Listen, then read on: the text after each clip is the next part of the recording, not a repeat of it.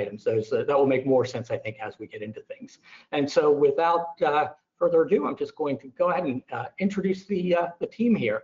The FCC rules have this broadband consumer label rule that I believe there's an October deadline, and that of course is all about ensuring transparency for the consumer, so they know what they can, what they're getting with their broadband. And so to help us navigate our way through this today, we are joined by a team from Pivot and also the co-founder of CrowdFiber. So we've got Monica Santi, who is the VP of Marketing at Pivot.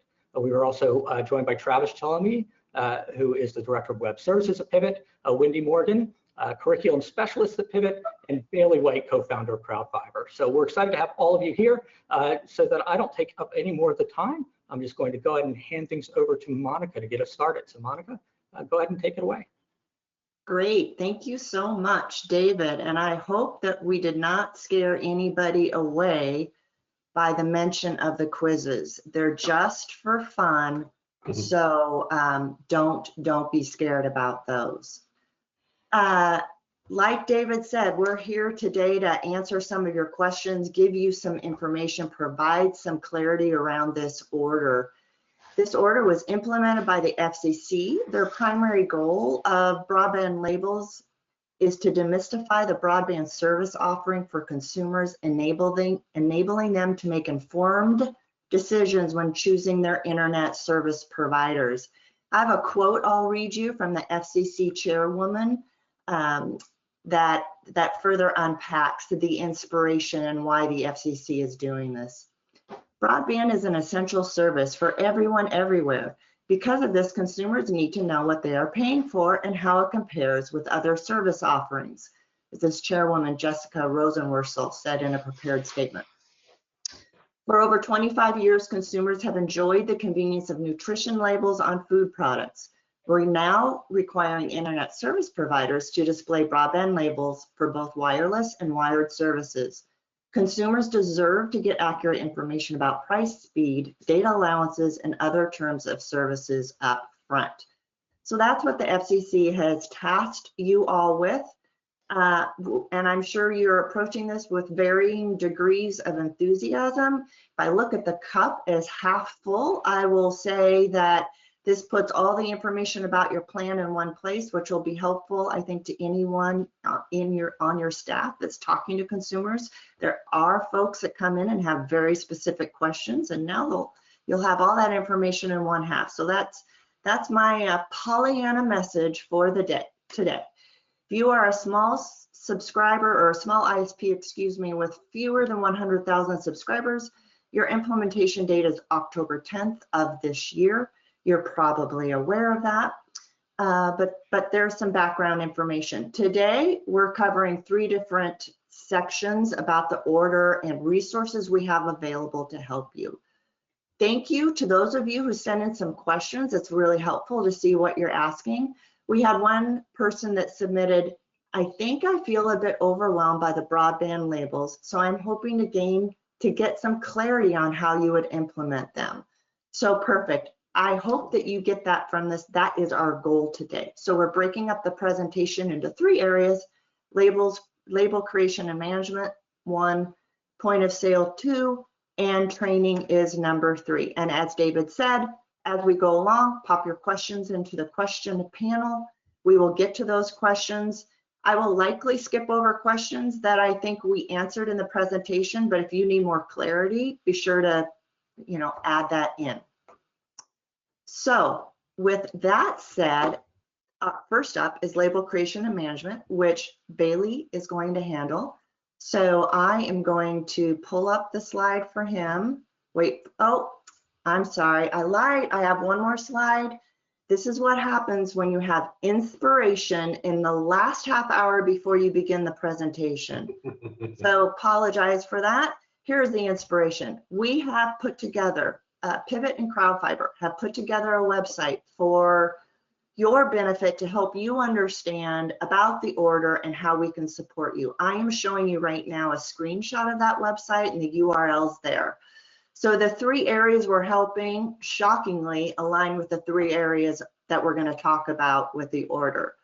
So now I am prepared to hand it over to Bailey. And here's the format. It's going to go checklist. We're going to talk about the checklist, which is about label creation and management. What does the order say? And then we'll transition to how we can help. And that's going to be the format for each of these 3 areas. So Bailey, over to you. Hey, thank you, Monica. So the kind of the first question is about, what do we need to do, right, in this area? And what I actually like to do, if you don't mind, is let's keep that slide up on the checklist, if you can, for a minute, and we'll look at that together, and then I'll spend a little time sharing my screen. Can we do that? David, can you put the, or Monica, can you put that slide back up? Perfect. All right. So, so this is just a general approach to how to think about labels and the things you need. And you'll love it. The first question, and it's actually not written here, is what label format do you use? Believe it or not, there have been 2 published formats by the FCC. One format is in the order and the amended order. Another format was published more recently. That's caused a lot of confusion for people in the industry. I can save you a little time and say that we have spoken with the FCC. We understand that both are acceptable. We understand that if ever there is a question, the format, whatever is contained in an actual order, is the ultimate standard. For work we are doing, we are working with the original order because that is the ultimate standard. So anyway, you may see, as you explore this area, labels looking a little different, and that may be the reason why.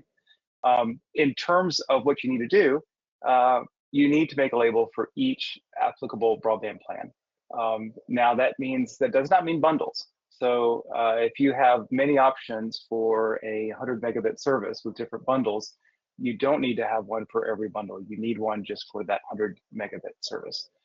You do need to support multiple languages. I will say that there are some great tools now that can do that really in browser, for example, right, with automatic translation and things like that. But if you are marketing other languages, you need to think about that. I 100% recommend you think through how you will manage your labels. So there are lots of things out there that will generate a label, right? And it can give you a PDF, or it can give you maybe even HTML, but you need to have a record of these. The FCC, I think, asks you to be able to present them for 2 years after you stop selling them, right, from an archived state. They do have to be machine readable, right? You have to be able to look at that. And there will be changes, right? I think is the other thing to think about. You're going to want to change content in these labels, right? There may be things that the FCC asks us to do in the future, bundles being one of them. They've gotten a pass so far, but there is some concern that bundles may need to be labeled as well in the future. Now, the other thing I want to mention real quick before I kind of get into some tools to be able to do this is that, at first you look at this and you think it's going to be pretty simple. And in some cases it really is. And this should not take that much time. But I do find that there is some art and science to representing your information in the way that's most advantageous for you and also clear to the consumer. And so, so don't underestimate how much time you will want to spend thinking about how you want to portray information on labels. All right, so let me go share my screen now, see if we can do this, and if you can see things. All right, so now hopefully you can see, here we go. You can see my screen? Perfect, all right. So as Monica was saying, this is the site that we have for everyone to come and learn about labels and things in it. If you want to try our free service for, and it's free, not forever, but for a trial time, to make labels, would love for you to do that. You can click on this, you can learn some more information about labels and what's involved in them, right, and that kind of thing. And then what it's going to do, if you click to get started, is it's going to take you to this page that's actually the app, right? So this is the app in broadbandconsumerlabels.com. And when you click here and get started, it will walk you through setting up an account. If you are an NRTC member and you want NRTC to be able just to add this to your bill, if you do want to go forward with this past the trial period, we can do that for you. You just need to reach out to whoever you work with at NRTC. We can set this up and it can be a billing thing. If you don't work with NRTC, that's okay too. We actually will let you be able to put a credit card in here and the system can just run.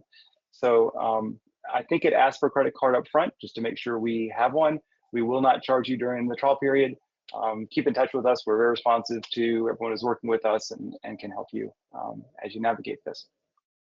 So regardless, if you set up a system, an account with us, right, you're then going to be into the consumer labels product, right? And it will allow you to create labels in a number of ways. The simplest is just to go click here and create a new label, and you just type it in, right? Very, very straightforward. And we've built this in a special way over time to be able to manage all the different things that people want to do and represent. Now, let's say you have 20 products, right? Then what you're going to want to do is create one label as a test, just as I was showing, and then I'd recommend you export. When you export that label out, you're going to have an example of what the system needs in a file to create as many labels as you want. You can go through in that spreadsheet, cut and paste, fill in all kinds of data, then run this import process. And when you do that, you pick the file and click upload, and the system will automatically import all of your data and create as many labels as you want. I haven't shared this with the Pivot team, but believe it or not, we have displayed 3.2 million labels in the last 30 days. So there's a lot going on in this area already, and this product is seeing a lot of great adoption, which is terrific. It's helping people and saving them time. And again, if you want to get into this and learn about it, feel free to reach out to us as well. We will help people. But we see people starting an account on an evening and getting things going and having 40 or 50 labels almost right away. So it's been really neat to see. So once that gets set up and you've got this running, now the difference with our service versus maybe some other approaches is that this is now a repository of your labels. So you can see this label here. I can go edit it. I can get a PDF of it, things like that. That's all fine. But the real key thing here is this code. So we work with Pivot all the time in this area, and they actually pull this code via API and show it on different sites, right? So now instead of passing around files and things like that, you're calling data from a central place. All of your versioning and management is in control. In fact, we actually can track and tell you the version history of each of your labels, right? So you can see what's changed and when and things like that, right? And see what you've managed to archive. So the system is built to be able to solve the problems you'll encounter in this.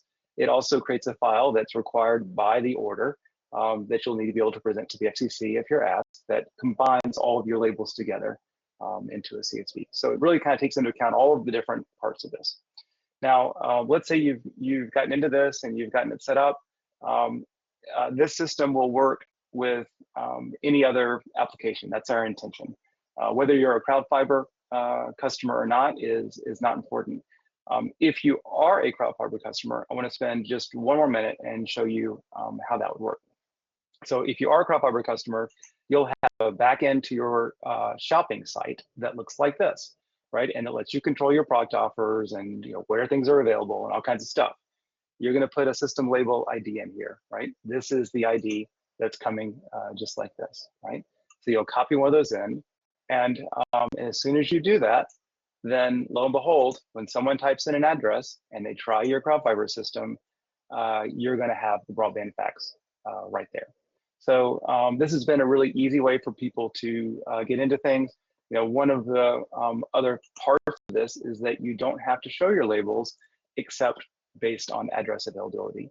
If you don't have address availability, life's a little more complicated. If you do have this kind of address shopping built in, then it really can simplify what you need to present to an individual consumer. All right, so I think we're about ready for the first question. Monica, can you get it started?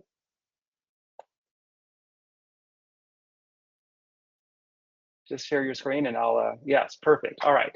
So I live in Atlanta, Georgia. Peanuts are a huge part of Georgia. And the question is, how many pounds of peanuts are grown in the United States? So go ahead and put your answer in.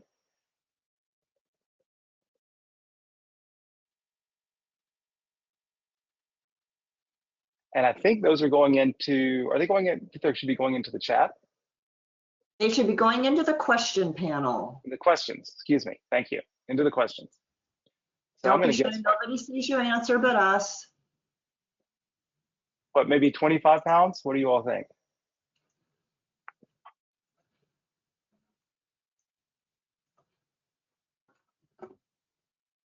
All right, so 30 million, 4 billion, 30 million, 2 million, 34,000, 100,000, 1 billion.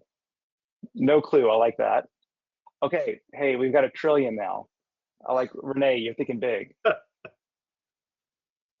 I had peanut butter during lunch, so I'm probably in the trillion category. All right, so the answer is 5.5 billion.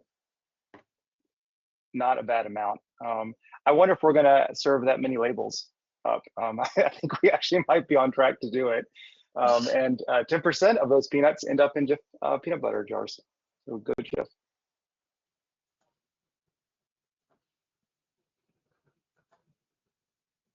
All right, so Travis, let's have you take over and talk about the point of sale. Awesome, thank you so much. I'm very curious to know on the guesstimates for the peanuts. Are we doing? I'm assuming that we're doing it Price of Right style, Price is Right, where they have to closest without going over. And so I just would like to get some clarification on that at some point for when we award the prize. And I'm now hearing that we do not have a prize, so I suppose that's irrelevant. Thanks for spending some time with us today. What I'm going to be talking about is the checklist that you want to have in place for your website. And talk a little bit about the checklist that you see there. And then we're going to take a look at some real world examples, all right? Because fortunately for probably everybody that's on this call, you've got till October 10th to get this figured out. But the big boys on campus, right, they had to get their stuff figured out in April. And so we'll take a look at just a couple of examples of what we're seeing out there in the real world from the large companies. And then we'll look at some examples of some ways that we're looking at approaching it for websites, because every website is a little bit different. We're looking at ways, how can we get these labels into your website without causing you to have to do a complete overhaul of your website just to put these labels in place here. So the first thing you want to do on your checklist is you want to determine the point of sale on your website. How do you define that, right? Because I think some people might think, well, where does the label go? Does it go on the home page? Does it have to be in multiple places? And so you're going to want to determine what that point of sale technically is. And essentially the general definition that we've been using is if the user is at a point and position where they're comparing plans. So if they have enough information to compare a plan, I know the price and speed of this plan, I know the price and speed of this plan that are available to me, that's your point of sale. So even though maybe I can't put a credit card in, I can't place an order, if I'm doing that sort of comparison, that's where we want to have the labels, which means you may want to have it in more than one place. Maybe it's on your website, and then it is again in the checkout process, because as you know, that comparison can continue throughout the user journey. So you're going to want to determine that. Then you're going to want to determine how are you putting the labels into the website. Like, what's the actual technical mechanism that you're doing it? Who's generating the label? How's the label generated? How will it be displayed on the page? And we'll walk through some options here on screen in a moment. Then you're going to want to make sure that you launch the labels and your machine readable file. Now you can do that. You don't have to wait until October. There may be a competitive advantage for you to do so early, as to say, hey, I'm in a highly competitive market. One of my competitors has their labels on there. We need to get our labels out there so people can compare apples to apples and we don't look like we're hiding something. So you're going to want to get those launched, obviously by the deadline at the very least.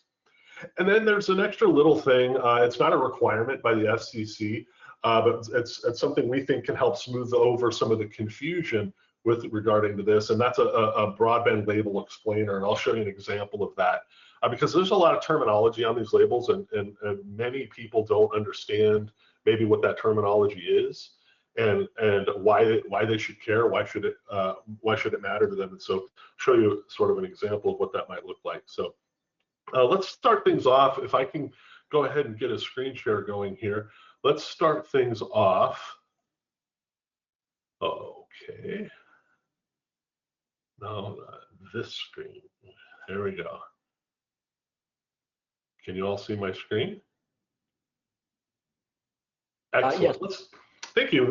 So let's start things off by looking at what Xfinity, right? Xfinity, big group out there. What I've done is I've entered in an address, and it's asking me, hey, what are these are the things that are available, and I'm now in comparison shopping mode, right? I'm looking at pricing, I'm looking at speeds, and one of the things that's sort of interesting about this implementation is it's not necessarily obvious right off the bat where are the broadband labels, right? But what I noted in here is when I select a plan, and I say, okay, I'm interested in the 500, lo and behold, they have the label that shows up here. And so their model is show them the things that are available to them, and when they select one, then give them more detailed information, including the broadband facts. What I do like about what they've done here is they make it very easy to switch between plans. So even though you're not showing all the labels on one screen at a time to compare, it's a pretty decent interface to where if I came down here to look at the installation fees on this plan, it'd be very easy for me to come over to here and scroll down and compare it to this plan. I think they likely took this approach because there's 6 offerings at this particular location. So how would you display 6 labels all on the screen at one time?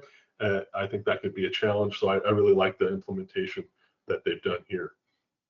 The good folks at CrowdFiber, similar situation, right, where they're showing their plans here, but they're not showing them in a pop-up modal window. We call those modal windows. They're not showing the labels there. What they're doing is they're saying when you select one, we're going to pop the label down below here. And so if I hit see more details, then it unfolds so I could see all of the information related to that. Now in this interface, I do have to scroll back up. So if I wanted to say, hey, I want to actually see this one instead, and then I can scroll back down to review that. But again, it's an intuitive experience for a challenging problem, which is putting basically 100 pounds worth of stuff in a 10-pound box with a lot of regards to this. So what we do know is that many of the folks that we work with have their website set up, and there's a variety of ways that they're looking to add these labels. So we've got a couple mock-ups here. The first one we'll take a look at here, so you can see this is made up fake plans here, and the first is to just display them. Okay, so this is really the lowest fidelity or lowest technical way to do this, is just to say, hey, here's our 4 plans, here's our 4 labels. I think this is going to be a great experience if maybe you only have 2 or 3 offerings, then just display those all on the screen at one time. And then what you get in that case is you get a mobile experience, which is maybe a little bit less desirable because you're trying to show all of these on at the same time. So we would look to stack those up in the mobile experience. And please don't forget about your mobile users, because your analytics may tell you different, but what we see across the board is a majority of people, maybe not vast, but 50 to 60% of your audience is going to be viewing your labels on a screen this size. So you really want to pay attention to that. So that's one option, just put them on the screen. Another option I'm quite fond of, which is to hide that information. And when I say hide, I mean just get it out of the way for people who, to allow them to focus, right? And so I can focus in here, I can see the various plans, and then if I'm interested in seeing the labels, let's show the labels. I really like this plan because I personally, and this is not necessarily the opinion of Pivot or NRTC, but my personal opinion, I'm not sure how much detail people are going to want to see. The average consumer, I'm not sure that they're really going to be interested in using this tool. So let's get it out of the way for the consumer, but still make it available. Third option here that I want to show, this is a slightly different take on that, which is very similar to the Xfinity take, which is when we see the broadband labels, let's put them into a pop-up. a modal window like this. So very similar to the Xfinity plan. I think this could be a very good option if you have 6 or 7 different offerings, and then you could scroll through or tab through like they did on the Xfinity example. I think that could be another option too. Again, everybody's website is unique. We just have a couple different approaches that we would recommend to implement, and we could help you to implement on your site depending on what makes sense for the number of plans that you offer. Again, looking at this information, saying, what the heck is all this? I don't understand what any of this is. We're also offering a broadband label explainer. And what this is essentially going to be just a little walkthrough of a broadband label and an interactive element to it, so that if you want to give some explanation as to how the monthly price is calculated, we can have that. And we would create this experience on brand. So this would be branded to your website. Not only in terms of color and design, but also tone. If the way you talk to your customers is super straight-laced and technical, the tone of this piece, interactive piece, would mirror that. If you're whimsical, a little playful, it would mirror that as well. In addition to just having some text explainers on here, we can incorporate videos. Maybe you have a video that talks about how your approach to the information and the labels is disseminated to your audience. We can do videos there. We can also have infographics or photos. All sorts of different multimedia elements can be added to the labels to get people to understand what they are. Again, not an FCC requirement. I just know the very first time I saw the broadband label, I said, people don't know what latency is. Most people probably shouldn't care. But for those that do know what it is, maybe we should put an explanation in there and talk about that. And so with that, I think we are ready for our next quiz question. So I'm going to stop my screen share here.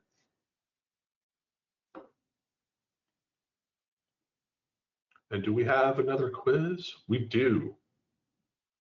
Ralston Purina, the dog food company, interesting, also invented what popular human snack? Oh my goodness. Why did I get this question?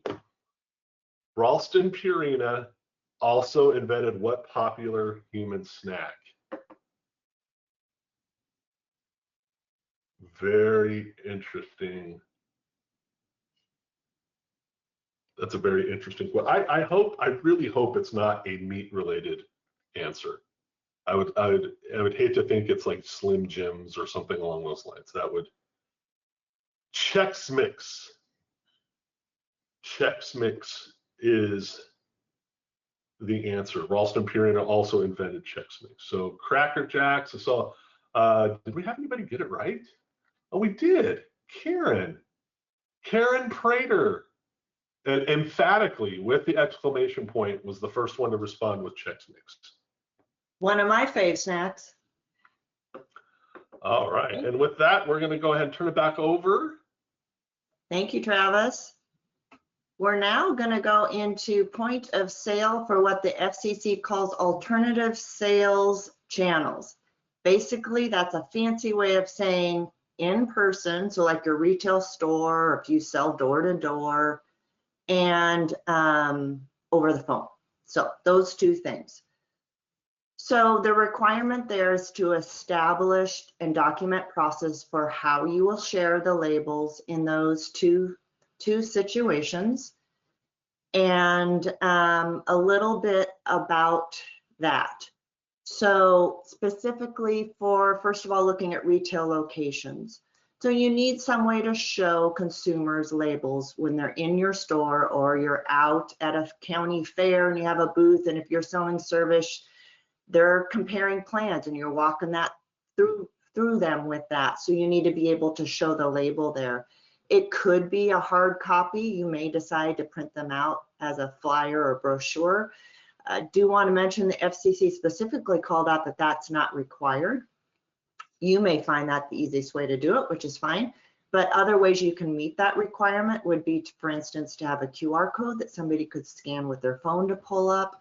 You could pull it up on if you have a kiosk with internet access and a computer, they could pull it up there.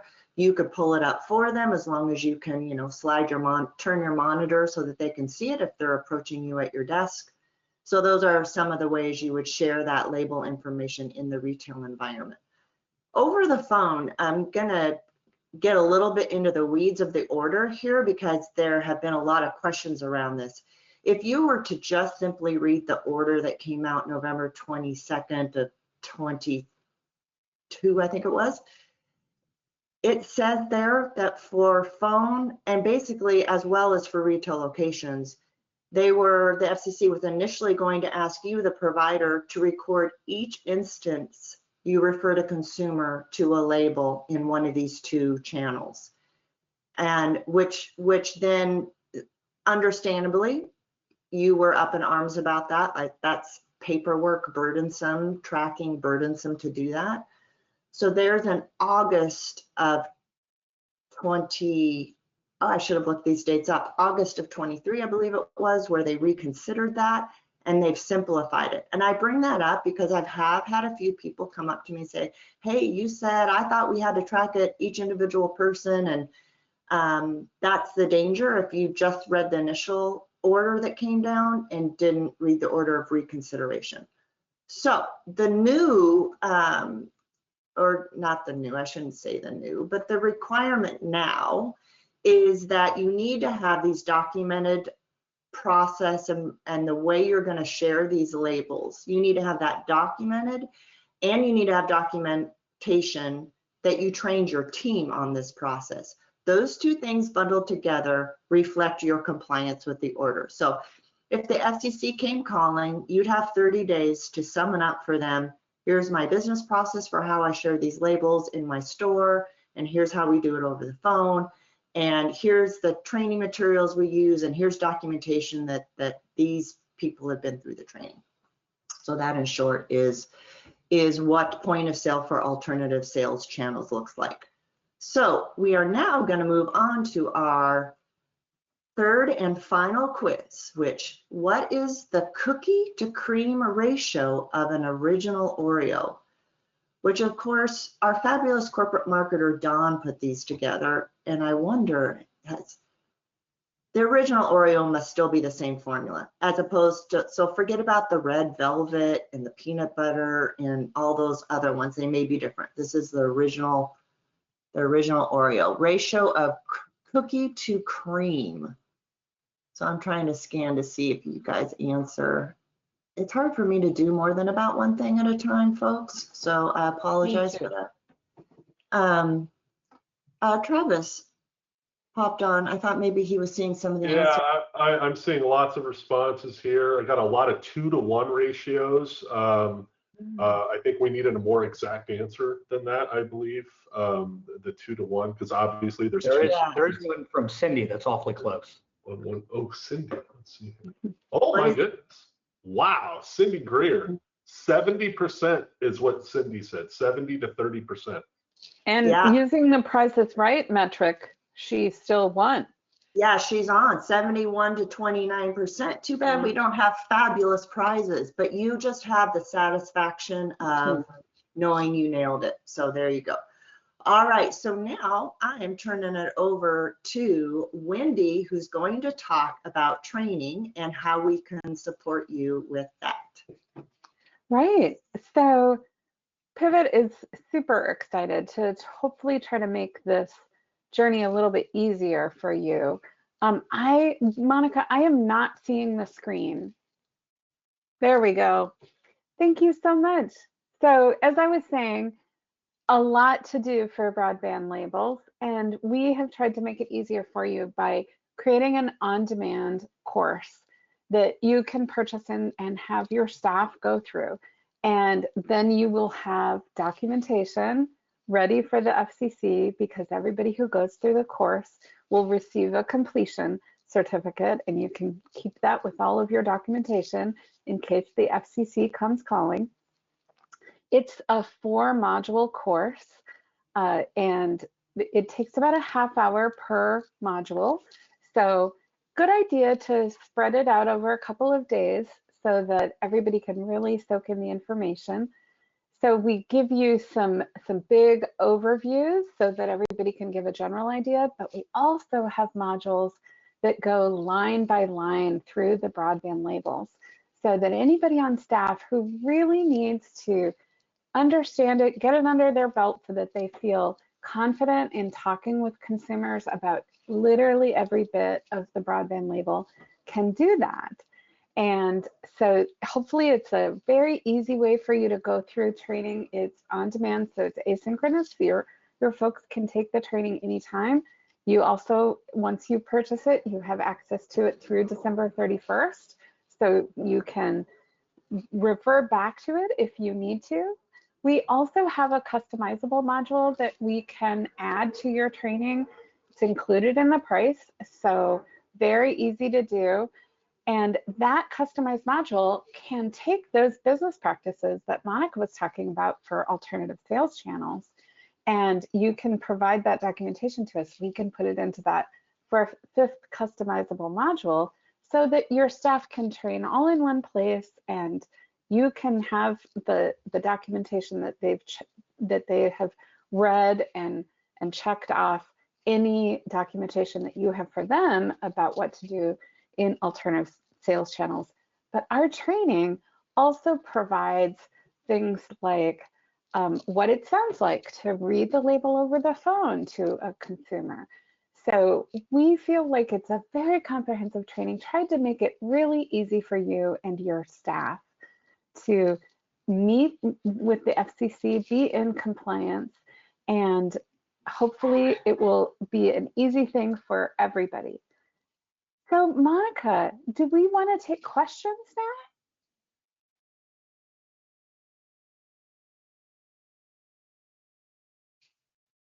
now? Not sure if Monica heard. Monica, would you like us to open up with questions now? Yes, it just Okay, great. it just lags a little bit for me to come back on problem. and for my new slide. So if everyone could turn their cameras on the panel, turn your cameras and your mics on, and while they do that, I'll cover this slide here.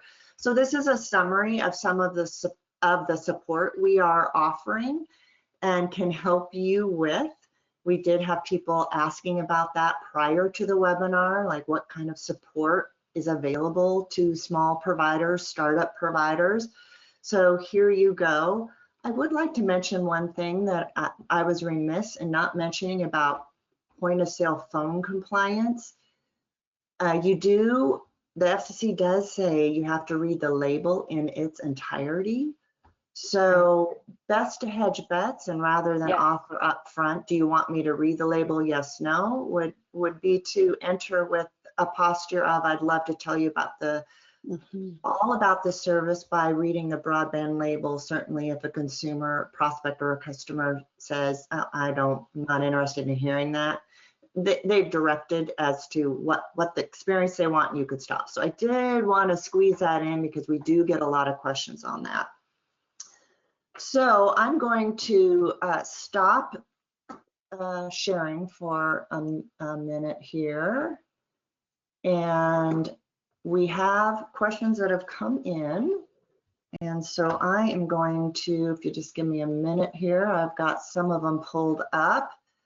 So as some of the questions have come in, I try to keep up and sort of group them in categories, and then I fell short. So I'm going to start with some grouped together, and then we may have some varying different kind of questions in different areas afterwards. So I'm going to start with some general questions about the labels and the creation and those sorts of things. And here's a question I'm going to direct to Bailey. Is everybody going off their average latency testing, or is everyone adding a buffer for the expected value? Great question. I've seen pretty aggressive latency numbers, which tends to make me think that people are not putting a lot of buffer in there, but I don't know for sure how they're making those numbers. Great. Another one for you, Bailey. Are broadband labels required for grandfathered plans we are still billing for but not actively selling? A little clarification there. Yeah, that Monica, that was one that came up, I think, in the last webinar we had as well, right? You know, I think you can read the order to understand that you don't have to do it for a grandfather plan that's not actively for sale. That said, I still am not quite sure, you know, what does that end up doing for that person with their accessing their account and things? Do they just not get a label? I think you possibly argue that's the case, but I have wondered actually what the final conclusion of that ought to be.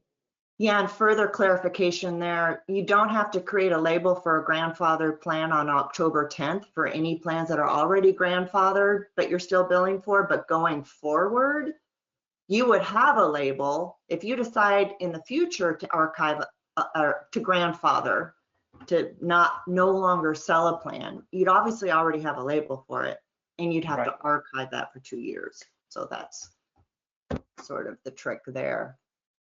Bailey, do you charge for making labels? Is there a limit? Yeah, well, first off, we do charge, I think it's $5 a label, basically per month is what we charge. It's not much money at all. And there is no limit. If you are very high volume, we have people that are in the hundreds of labels, and it starts getting complicated as you think about all of your pricing in different markets for different levels of service. Then, you know, we're happy to talk with you to see if we can do something special. Great. Do wholesale, another one for you, Bailey. Do wholesale / transport providers have to be concerned about this requirement, or would it be the ISPs creating the label? It's really for mass market services. So even for an ISP, if you're selling a DIA service to a large entity, or you have a custom deal that you've done for a school system, things like that, you're not expected to provide a label for those kinds of things. These are for the sorts of things that you sell commonly in high quantities. Right, exactly. And are broadband labels for existing or just new internet subscribers?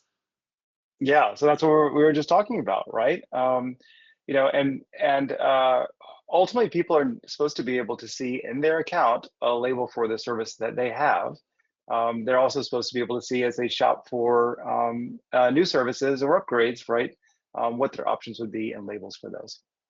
Right, and when Bailey says in your account, so in your online bill, whether it's bill view or bill pay, I as a consumer need to see the label for the service to which I subscribe, and that would be effective October 10th. To the other question, okay, if I'm on a grandfathered plan on October 10th, I don't, you know, you wouldn't have to put a label in there for me is how I would interpret that order. But I think, you know, that's going to be the minority of the cases, right? It's going to be, if I'm a customer on October 10th and I have a plan and you still actively sell that plan, then I need to see a label for that in my portal. You do not have to put it on bills, FYI. We've gotten that question. So maybe consider that a win, that you don't have to figure out how to get that on the bill. Again, second Pollyanna moment of the webinar. All right.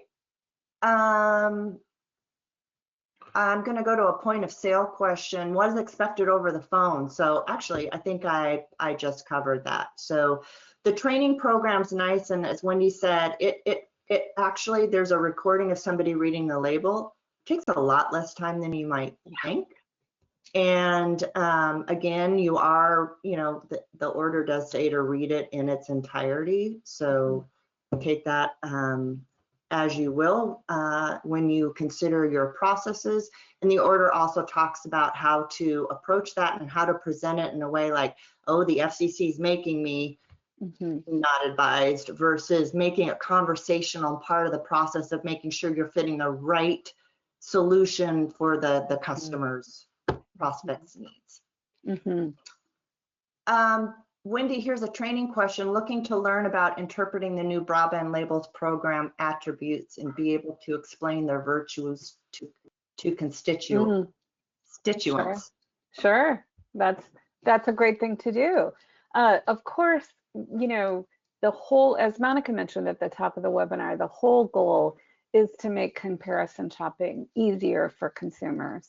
And in our training, we go over the benefits to consumers of the new order and there's not just consumer shopping, but really what Monica was mentioning, when you're reading the label to them, that's a great time for you to make sure that that they are choosing the plan that fits for, say, the number of devices that they have connected in their home.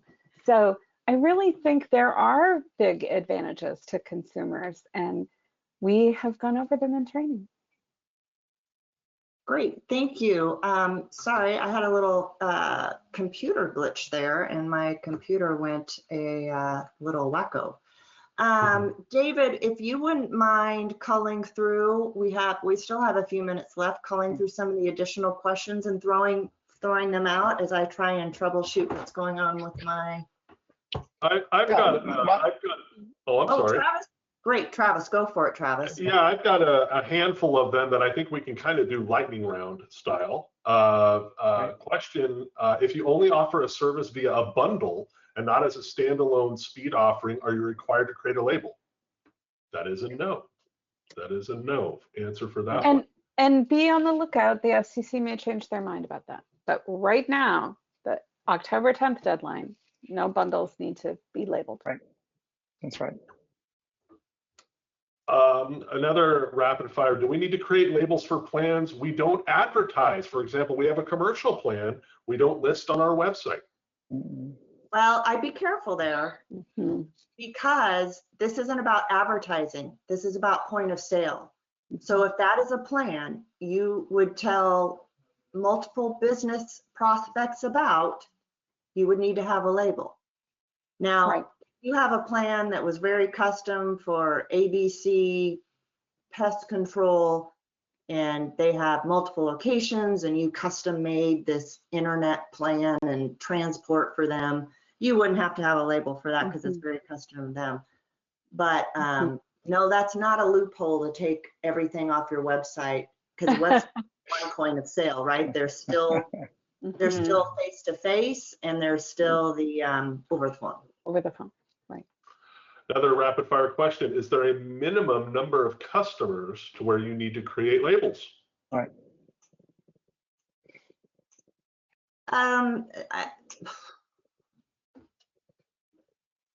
You wouldn't need to. You have one customer on it. You don't plan to offer that to anybody else because it was custom for them. You wouldn't need to have a label. Yeah. Right. Bailey, what's your take on that? Yeah, I was going to agree. You can kind of see where these questions are going about trying to find the edge of the slippery slope, right? And it's a good question. I mean, I think the spirit is that if you're if you're trying to sell something over and over again, and you're wanting people to be able to make an informed decision, right, which is honestly what the FCC wants, right? Then you should be having a label. If it's a white glove service that you have a sales rep putting together, then I don't think you have to have a label for that. That said, I mean, we've worked with one provider, small entrepreneur, right? Just a few people in the whole operation. They've been very creative about selling deals, and they now have plans for all of those. And they're looking at one label per 3 customers, and they're trying to think through how do you deal with that because of that kind of entrepreneurial spirit. Yeah, and I think it's really important to clarify just the answer to the super technical part. The FCC has not said if you're selling this to at least 10 people, there's no minimum in the order. Right. Yeah. I've got one more. I think that. Oh. I was going to mention, Travis, there was one question I saw. There have been a couple about more about latency testing and things like that. I don't know, Travis, if you're going to mention that one, but if I could, I'd like to share my screen because there's a document that the FCC put out that has gotten very little notice, right? It's not an official thing that I saw in the Federal Register or things like that, but it's really helpful. And we can send this out, I think, if we can work with the Harvard Broadband Association and get this out to you. I think we probably can. This is a relatively new document called the Small Entity Compliance Guide to Broadband Labels. And it covers some of the things, not all of them, but some of the things that we've talked about. And section 9 in particular, I referenced this to another member helping them. It talks about some of the performance things and the types of things you would do, citing the NBA program, Measuring Broadband America program, and things like that. So this is a really good document. It's not that long, it's 11 pages for people just to take a look at as well to kind of get oriented around this. So we'll try to get this out to everyone who's attending. Yeah, Bailey, that sort of also ties in. There's some information about reporting of speeds in that document, and somebody else was asking about where you report those speeds from the ONT and so on and so forth. So it does unpack that a little bit more. So I think that'll be a handy document, and we can send that out to anyone who registered for the webinar. Bailey, are you seeing other questions? We still have a few more minutes. Let's see. I saw one that was related. Somebody's asking about putting a disclaimer around wireless. That is not first typical speeds. So I can speak to that a little bit.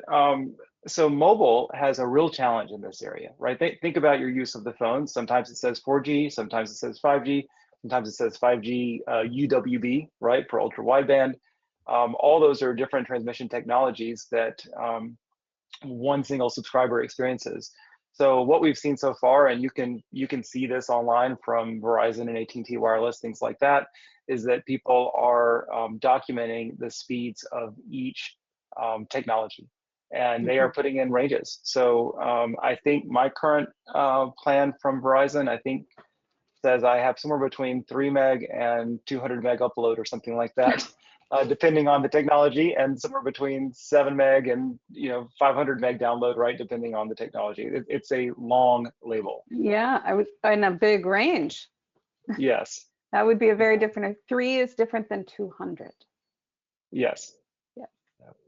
I do see a question, and I think we've covered it a little bit, but it's a little bit new. If we're a satellite internet reseller, are we required to provide labels? We don't advertise prices or packages. Yeah. You should talk to your reseller. Well, if your reseller ever is a retail, they would have to have labels. Right. Like a Viasat has labels, right? And so if you were reselling Viasat, right, then you could use their label, I imagine.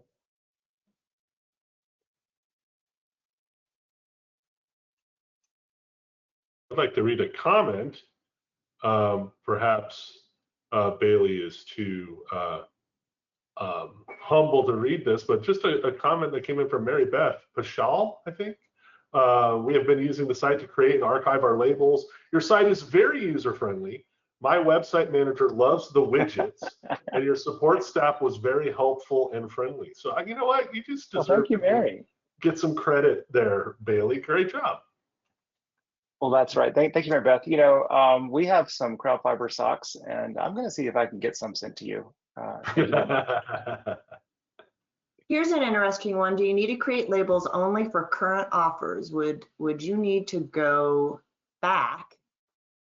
Would you need to go back and create a label for each current customer if they are on an older plan? So that's an interesting question. So one of the transparency things with the labels is if you're a provider that does like a promotional price for the first year, the idea is you've got to communicate that price, and then you've also got to communicate what it goes to in month 13 or whatever it is. And so I'm thinking that's probably what this person who asked this question is referring to. So if if you have a current customer on a plan, and I'm just going to use, you got to get it for $30 for the first year.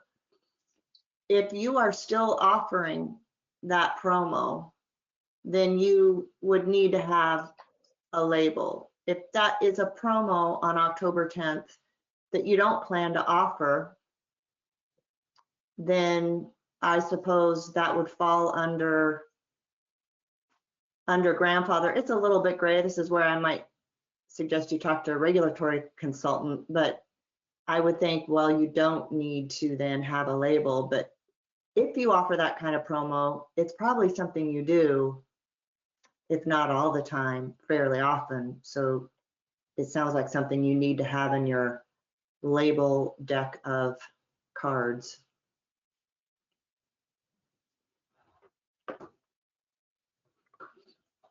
Since there are multiple questions about this in the chat, I'll just confirm one more time. Only standalone broadband requires a label at this time. If you are bundling broadband with other services, you do not need a label at this time. Ooh, good one. That reminded me of another question I saw that came through. Somebody asked if we only offered bundled services, do we need to have labels? I'd be careful there because I've worked with a lot of clients who think they have bundled services because they require a phone line with their internet, but yet they're billing separately for the internet than they are for the phone. Yeah. Right? That's Right. not a bundle. That is not a bundle. Right, that's not a bundle. So be cautious there. If in doubt, talk to your regulatory consultant about that. And with that, let's respect time. And if you have any other questions that we didn't get to, please do reach out to us. You can reach out to us at getinfo@askpivot.com. You can, and we'd be happy to follow up with you. You will receive an email with some additional information. And want to thank you on behalf of all the panelists here today. Thanks for your time. We've enjoyed diving into this information. We want to be of help, so please do consider us a resource and reach out to us. And I will turn it over to you, David, to do the final wrap. Sure. Well, I just want to thank all of our panelists, our experts here today. I certainly